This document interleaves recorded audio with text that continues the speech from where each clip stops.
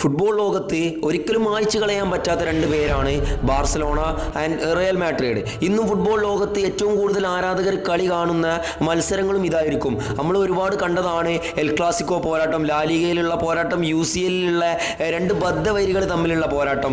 എന്നാൽ ഇന്നത്തെ വീഡിയോയിലൂടെ നമ്മൾ റീക്രിയേറ്റ് ചെയ്യാൻ വേണ്ടി പോകുന്നത് ബാർസലോണ വേഴ്സസ് റിയൽ മാഡ്രിഡ് 2014-15 സീസണിലെ ഒരു ലാലിഗ പോരാട്ടമാണ്.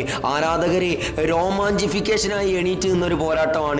സാന്റിയാഗോ ബെർണബ്യൂവിലെ റയലിന്റെ തട്ടകത്തിൽ വെച്ചിട്ടാണ് ഈ മത്സരം നടക്കുന്നത്.